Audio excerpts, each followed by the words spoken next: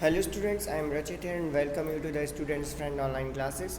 आज हम बात करने वाले हैं चैप्टर नंबर 26 क्लास 7 से रिलेटेड कुछ क्वेश्चन एंड आंसर्स के बारे में। चैप्टर का टाइटल है मार्केट अराउंड अस। सबसे पहला क्वेश्चन है answer the following in one sentences. नीचे लिखे हुए आंसर का क्वेश्चंस का आंसर हमें एक एक सेंटेंस में देना है। तो व्हाट इज़ मार्केट, मार्केट क्या होता है? तो कॉमन सी बात है, मार्केट एक ऐसी जगह होती है जहाँ पर लोग आते हैं अपना सामान बेचने के लिए या फिर ख़रीदने के लिए। दोनों आपस में मिलते हैं, बात करते हैं और सामान को खरीदते या बेचते हैं, उसे हम मार्केट कहते हैं। Name the two kinds of market. Market के हमें टू काइंड्स बताने हैं। तो मार्केट जो है मेनली टू टाइप्स का होता है, रिटेल मार्केट और द होलसेल मार्केट। अब दोनों क्या होते हैं तो आगे वीडियो में बताऊंगा मैं कि रिटेल मार्केट या होलसेल मार्केट किसे कहते हैं। तो जैसे होलसेल का तो आ ही गया, who is a wholesaler. Wholesaler कौन कहलाता है? तो एक ऐसा व्यक्ति जो एक बल्क में सामान मैन्युफैक्चरर से ख़रीदता है और दुकानदारों को बेचता है, उसे होलसेलर कहा जाता है। मतलब एक ऐसा व्यक्ति जो मैन्युफैक्चरर से बहुत सारा सामान खरीद कर स्टोर करता है और बाद में दुकानदार को बेचने के लिए देता है, उसे हम होलसेलर कहते हैं। What are the criteria used by the consumers to select the market of their choice. Consumers के द्वारा मार्केट कैसे चुना जाता है, मतलब हम कस्टमर हैं तो हम मार्केट को क्या सोचकर चुनते हैं। तो both price and quality are important factor. हम उस मार्केट को पसंद करते हैं जहाँ पर एक अच्छी क्वालिटी का सामान एक मिनिमम प्राइस पर हमें मिलता है, वो मार्केट हमें ज़्यादा पसंद होता है। तो क्वालिटी एंड प्राइस दोनों ही इम्पॉर्टेंट होते हैं कस्टमर के लिए। What is the basic idea behind the initiating the e Chaupal. E Chaupal के पीछे आइडिया क्या था या ई चौपाल क्यों इंट्रोड्यूस किया गया था? तो e Chaupal is basically aimed to empowering the small and the marginal farmer by installing computer with the internet access in rural areas. E Chaupal का जो मेन एम था वो मार्जिनल फार्मर को एक ऑनलाइन सपोर्ट प्रोवाइड करना था, उन्हें एक सपोर्ट देना था बाय इंस्टॉलिंग द कंप्यूटर। मतलब गांव में कंप्यूटर इंस्टॉल करके इंटरनेट कनेक्शन के द्वारा लोगों को एक सपोर्ट प्रोवाइड करना इस फैसिलिटी का मेन एम था। Answer the following in brief. हमें इनके आंसर ब्रीफ में देने हैं। तो briefly describe the types of market. हमें मार्केट के बारे में समझाना है। मैंने आपसे कहा था कि अभी थोड़े समय में समझाता हूँ। तो देखो, रिटेल मार्केट वो मार्केट होता है जहाँ पर कंज्यूमर जाकर अपना सामान खरीदते हैं। मतलब कस्टमर जिन दुकानों पर जाकर अपना सामान खरीदते हैं उन्हें रिटेल मार्केट कहा जाता है। रिटेल मार्केट में सामान हमें बल्क में ख़रीदने की ज़रूरत नहीं होती, हमें जितनी नेसेसिटी है हम उतना सामान खरीद सकते हैं। मतलब ऐसा नहीं कि हमें 15-20 पैकेट ही खरीदने पड़ेंगे, अगर हमें एक पैकेट चाहिए तो हम ले सकते हैं। वहीं होलसेलर की बात करें तो होलसेलर जो है वो जो सामान है उसको बल्क में बेचता है। मीन्स आप एक पैकेट नहीं खरीद सकते हो, आपको अपनी 50 पैकेट खरीदने पड़ेंगे, क्योंकि आप दुकान के लिए सामान खरीदने होलसेलर के पास जाते हो। तो होलसेलर जो सामान है वो बल्क में बेचता है, ना कि खुला। Right a brief note on the types of retail store. हमें रिटेल स्टोर के कुछ टाइप्स के बारे में बताना है। तो मार्केट आप लोग जाते हैं, आपको पता है कि मार्केट में कितनी सारी रिटेल शॉप्स होती हैं। कुछ मोबाइल सेंटर्स होते हैं, कुछ राशन की दुकान होती हैं, स्टेशनरी होती हैं, जनरल स्टोर्स होते हैं। तो यही सारे हमारे रिटेल शॉप्स के एग्जाम्पल हैं या उनके टाइप हैं। उनको समझाना भी आसान है। जैसे मोबाइल ट्रेडर, सबसे पहला है मोबाइल ट्रेडर। तो मोबाइल ट्रेडर ऐसी शॉप्स होती हैं जो कि एक जगह से दूसरी जगह शिफ्ट की जा सकती हैं। मतलब सिंपल लैंग्वेज में कहा जाए तो ठेले। आपने देखा होगा कि लोग यहाँ से वहाँ ठेला लेकर घूमते हैं अपना सामान उस पर रखकर और बेचने के लिए, तो वो मोबाइल ट्रेडर्स कहलाते हैं। फिक्स शॉप, ऐसी दुकानें जो एक जगह पर फिक्स होती हैं उन्हें फिक्स शॉप कहा जाता है। उन्हें फिक्स शॉप रिटेलर कहा जाता है जिनकी दुकानें फिक्स होती हैं। इसके बाद आता है डिपार्टमेंटल स्टोर। तो डिपार्टमेंटल स्टोर में कई सारी शॉप्स एक ही कंपार्टमेंट में या एक बिल्डिंग में इस्टेब्लिश होती हैं, उसे डिपार्टमेंटल स्टोर कहा जाता है। मतलब कई सारी शॉप्स, कई सारी अलग अलग टाइप की शॉप एक साथ मिलकर एक ही बिल्डिंग में खुल जाती हैं, तो उसे डिपार्टमेंटल स्टोर हम कहते हैं। इसके अलावा शॉपिंग मॉल्स भी होते हैं, तो वो भी आप यहाँ पर मेंशन कर सकते हो। इसके बाद आता है next, how is the mobile trader different from the fix shop. जो मोबाइल ट्रेडर्स होते हैं वो फिक्स शॉप रिटेलर से कैसे डिफरेंट होते हैं? तो ईजी सा काम है। जो मोबाइल रिटेलर्स होते हैं, मोबाइल वेंडर्स होते हैं, उनका दुकान जो है वो फिक्स नहीं होती। वो जब चाहे अपनी दुकान उठाकर दूसरी जगह पर ले जा सकते हैं। उनका जो ठेला है या उनका जो भी सामान है वो बहुत आसानी से एक जगह से दूसरी जगह ले जा सकते हैं। प्लस जहाँ पर ज़्यादा उनकी डिमांड है वहाँ पर जाकर वो बेच सकते हैं। वहीं फिक्स शॉप जो है उनकी मार्केट जो है वो फिक्स होता है, एक जगह पर फिक्स दुकान होती है और वो अपनी दुकान को यहाँ वहाँ उठाकर नहीं ले जा सकते हैं। What is the departmental store? Departmental store क्या होता है और क्या ऐसे हम शॉपिंग मॉल में भी देख सकते हैं? तो हाँ, डिपार्टमेंटल स्टोर क्या होता है, इसमें कई सारी दुकानें होती हैं जो कि अलग अलग टाइप का सामान बेचती हैं, स्पेशलिटी अलग अलग टाइप की स्पेशल सामान जो है वो बेचते हैं, उनका ओनर अलग अलग होते हैं, उसे हम डिपार्टमेंटल स्टोर कहते हैं। ये ओनर्स आपस में किसी न किसी तरीके से लिंक होते हैं। ये जो शॉप्स हैं वो शॉपिंग मॉल के अंदर भी खोली जा सकती हैं, ठीक है। शॉपिंग मॉल एक बड़ा कंपार्टमेंट होता है, कई स्टोरी बिल्डिंग होती हैं, तो उसमें से एक पोर्शन में डिपार्टमेंटल स्टोर भी खोला जा सकता है। What is the franchise outlet? Franchise outlet क्या कहलाता है? तो फ्रेंचाइज आउटलेट एक सिंपल सा ऐसा तरीका होता है या एक ऐसी पावर होती है जो कोई कंपनी किसी व्यक्ति को प्रोवाइड करती है। इसके अंतर्गत जो कंपनी है वो अपनी सामान को बेचने की परमिशन किसी पर्टिकुलर व्यक्ति को देती है, इसे फ्रेंचाइज आउटलेट कहते हैं। मतलब मैं अपना सामान कई देशों में बेचना चाहता हूँ, तो मैं हर देश नहीं जा सकता, तो वहाँ पर मैं किसी पर्टिकुलर व्यक्ति को बोल दूँगा कि आप हमारी फ्रेंचाइज़ खरीद सकते हो, अगर हमारा सामान आप अपने देश में बेचना चाहते हो। वो व्यक्ति हमारी फ्रेंचाइज़ खरीदेगा, हम उसको पावर देंगे, अब वहाँ पर उस देश में हमारा सामान वो व्यक्ति बेचेगा, उसके अलावा और कोई भी व्यक्ति नहीं रख सकता है उसकी परमिशन के बिना। हमने उसको एक हाफ तरीके से परमिशन दे दी, उसे कहा जाता है फ्रेंचाइज आउटलेट, ठीक है। जो फ्रेंचाइज आउटलेट ओपन करता है उसे फ्रेंचाइजी कहते हैं, जो लेता है उसे फ्रेंचाइज़र कहते हैं। इसमें क्वालिटी से कोई कॉम्प्रोमाइज़ नहीं किया जाता। मैंने फ्रेंचाइजी ली है तो कंपनी की क्वालिटी में मैं कोई छेड़छाड़ नहीं कर सकता, प्रोडक्ट बदल नहीं सकता हूँ, मैं सिर्फ उसको बेचने की परमिशन मुझे मिली है। इसके बाद डिटेल आंसर देने हैं। तो फर्स्ट है what is the function of retailer? Retailers के फंक्शन क्या होते हैं, रिटेलर के काम क्या होते हैं? तो रिटेलर का पहला काम होता है अट्रैक्टिव और इनोवेटिव मैनर में कस्टमर को सामान पेश करना। मतलब जो भी कस्टमर आ रहे हैं उन्हें एक अट्रैक्टिव मैनर में सामान पेश करना जिससे ज़्यादा से ज़्यादा कस्टमर उनसे सामान खरीदें। साथ में ऐसी मेथड्स का यूज़ करना जो उनके सामान को अच्छे से रिप्रेजेंट कर सके, जैसे विंडो डिस्प्ले।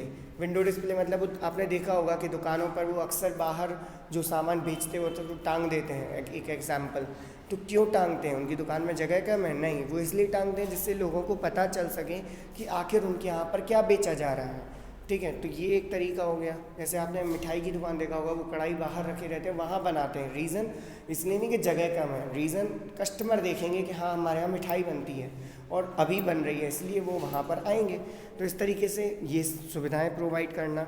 इसके अलावा इंटीरियर डेकोरेटिव मटेरियल तैयार करना, मतलब जो दुकानें हैं अंदर से सजाना जिससे कि लोग आ सकें, प्लस इस तरीके से सामान जमाना कि ईज़िली कस्टमर को एक्सेस हो सके। साथ में taken care the right ambitious and the appropriate light colour scheme. आपने देखा होगा दुकानों पर बहुत सारे बल्ब लगाते हैं, क्यों लगाते हैं? घर पे तो मेक ही जलाते हैं वो इतने सारे, जिससे कि लोगों को एक तरीके से एक बेटर कलर स्कीम मिल सके, उन्हें बेटर सुविधा मिल सके। ये सारी चीज़ों को मेंटेन करना रिटेलर के फंक्शंस होते हैं। कोई भी रिटेल शॉप अगर चाहता है ओपन करना तो उसे ये सारे फंक्शंस को फॉलो करना होता है। नेक्स्ट है how is the wholesaler is different from the retailer. Retailer और होलसेलर किस तरीके से अलग होता है? तो रिटेलर जो होता है वो होलसेलर और कस्टमर के बीच का लिंक होता है। मतलब रिटेलर क्या करता है, होलसेलर से सामान खरीदता है और कस्टमर को बेचता है, प्लस कस्टमर के रिव्यू होलसेलर को देता है। जो होलसेलर होता है वो रिटेलर और मैन्युफैक्चरर के बीच की लिंक होता है। मतलब मैन्युफैक्चरर से वो सामान खरीद कर रिटेलर तक पहुंचाने का काम होलसेलर का होता है। रिटेलर जो है वो कई सारे एडवर्टाइजमेंट का यूज़ करते हैं, जिसमें printing advertisement, electronic advertisement, board टांगना, लोगों को अपने उद्घाटन में बुलाना एक्सेट्रा, कई सारे काम जो है वो रिटेलर करता है। लेकिन होलसेलर को इन सब चीज़ों की ज़रूरत नहीं होती। होलसेलर को ज़्यादा एट्रैक्टिव एडवर्टाइजमेंट की ज़रूरत नहीं होती, बिकॉज उसे कस्टमर को नहीं लुभाना है। उसे पता है हमारे यहाँ इतना सामान है, वो दुकानों पे जाके बोल देगा कि हमारे पास इस कंपनी का सामान है, अगर आप होलसेल में उठाना चाहते हो तो उठा सकते हो। तो उसे रिटेलर से बात करनी होती है, इसलिए उसको ज़्यादा सजाने की ज़रूरत नहीं होती। इसके अलावा जो रिटेलर है उन्हें अपनी दुकान को सजाना होता है, दुकान में फर्नीचर लगाना होता है और भी कई सारी सुविधाएँ अवेलेबल करानी होती हैं। होल सेलर को ये सब नहीं कराना होता, उसे सिर्फ सामान इस तरीके से रखना होता है कि वो रिटेलर को उठा के दे सके, उसे सामान के पीसेस दिखाने नहीं होते। होल सेलर और रिटेलर को पता होता है उसको क्या चाहिए, वो सिर्फ ऑर्डर करता है मैं ये बल्क में भेज दो, वो उठा के बल्क में भेज देता है, तो उसे कोई भी शो केस सजाने की ज़रूरत नहीं होती। What are the advantages of the selling product in the मंडी? मंडी में सामान बेचने के क्या एडवांटेजेस होते हैं? ठीक है, मंडी क्या होती हैं? तो बड़े बड़े शहरों में जो एग्रीकल्चर प्रोडक्शन को बेचने के लिए अलग अलग टाइप की मंडीज लगाई जाती, बाज़ार लगाए जाते हैं जिन्हें मंडीज़ कहा जाता है। यहाँ पर किसान वगैरह आते हैं, अपना सामान लेकर आते हैं जो भी उनका उगा है या जो फार्मिंग में उन्हें मिला है, बाद में उसको यहाँ पर कई सारे शॉपकीपर्स को बेचा जाता है, होल सेलर एंड शॉपकीपर्स को बेचते हैं। तो मंडी जो है वो एक रेगुलर प्राइस रेगुलेट करती है जिससे कि फार्मर्स को एक रीज़नेबल प्राइस मिल सके और चीट ना हो। मतलब जो मंडी है, अब मंडी में कई फार्मर हैं, कई दुकानदार हैं, तो वहाँ पर एक फ़िक्स प्राइस जो है वो रेगुलेट होता है। सभी दुकानदार उस प्राइस पर सामान खरीदते हैं जिससे कि किसी किसान के साथ चीटिंग ना हो सके। साथ में इंटरमीडिएटर का यूज़ करके भी, इंटरमीडिएटर या दलाल वगैरह को इंकरेज नहीं करके वो खुद डायरेक्टली अपना सामान बेच सकते हैं। ठीक है, अगर मान लो अपना सामान बेचना चाहते हैं डायरेक्ट तो वो जाकर बेच सकते हैं, और अगर नहीं बेचना चाहते हैं और वहाँ पर उन्हें लगता है कि उन्हें पेमेंट नहीं मिलेगी तो वो दलाल वगैरह का यूज़ करके भी अपना सामान बिकवा सकते हैं जिससे कि उनका कैश वगैरह भी डिले नहीं होता।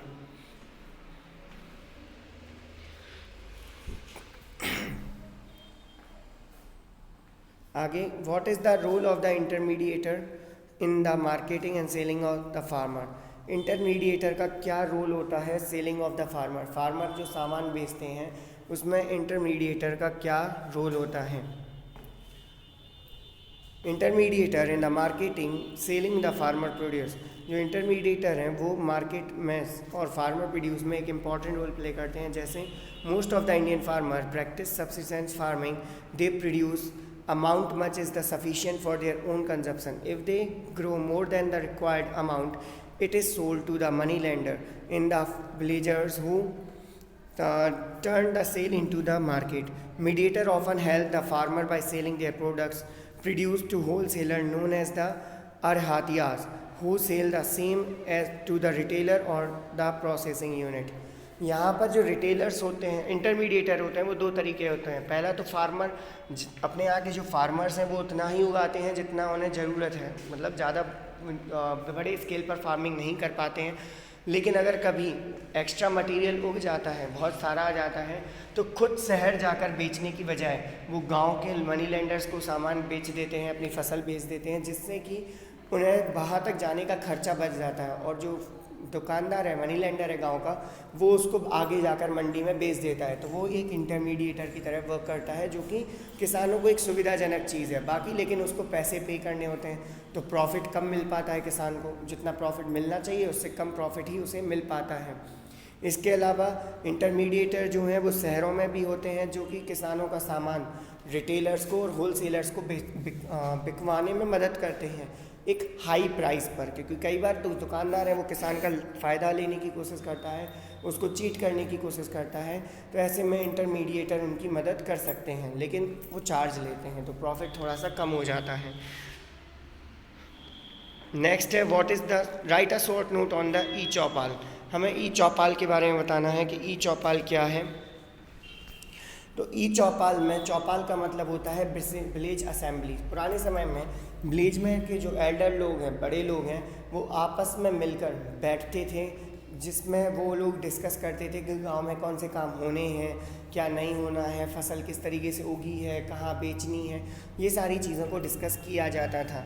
आज टेक्नोलॉजी का ज़माना है, तो ये जो चौपाल का सिस्टम है उसको इलेक्ट्रॉनिक पर शिफ्ट किया गया, जिससे कि ई चौपाल का कॉन्सेप्ट सामने आता है। यहाँ पर ई का मतलब है इलेक्ट्रॉनिक और चौपाल हम सभी जानते हैं, अभी बताया मैंने। तो इनका जो मेन एम है वो मार्जिनल फार्मर्स को एम्पावर करना, मतलब मार्जिनल फार्मर्स को बताना कि उनका फील्ड का सामान कितना इम्पॉर्टेंट है, कितने रुपए पर जाएगा, और ये सारी चीज़ों को उनको बताने के लिए कंप्यूटर इस्टेब्लिश करना, गांव-गांव में कंप्यूटर इस्टेब्लिश करना, इंटरनेट प्रोवाइड करना। इसके अलावा फार्मर्स को अप टू डेट रखना मार्केटिंग के लिए, वेदर रिलेटेड इन्फॉर्मेशन जो है वो फार्मर्स को देना। इसका दूसरा जो एम है वो है फार्मर्स को कैपेबल बनाना। उसमें उसको पहले तो मार्केट रिलेटेड इन्फॉर्मेशन कि मार्केट में कौन सी चीज़ कैसे चल रही है, कितने रुपए की चल रही है, प्लस उनसे एग्रीकल्चर से रिलेटेड फैसिलिटी किस तरीके से यूज़ करनी है, ये सारी जानकारी प्रोवाइड करना। ये सिस्टम ये भी देखता है कि जो फार्मर है उनका जो प्रॉफिट है वो ज़्यादा कम ना हो जाए, प्रॉपर प्रॉफिट उन्हें मिल सके, इस बात का ख्याल भी प्रॉपर वे में रखा जाता है।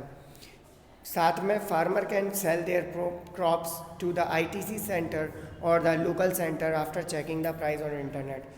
इसके अलावा इंटरनेट पर प्राइस देखकर फार्मर अगर चाहे तो वो आईटीसी सेंटर्स को भी जाकर फार्मिंग अपना जो ग्रेन है वो बेच सकता है। मीन्स उसको ज़्यादा इंटरमीडिएटर्स और होलसेलर प्लस ट्रांसपोर्टेशन ऐसे कई सारी सुविधाओं से ऐसी कई सारी जो परेशानियां हैं उनसे वो बच जाता है और आईटीसी सेंटर को डायरेक्ट अपना सामान बेच सकता है। प्लस उसने इंटरनेट पे रेट चेक कर लिया है तो चीट होने से भी बच जाएगा, चीटिंग भी उसके साथ नहीं हो पाएगी। इस तरीके से ई चौपाल जो है वो किसानों के लिए एक इम्पॉर्टेंट इनिशिएटिव साबित हुआ है।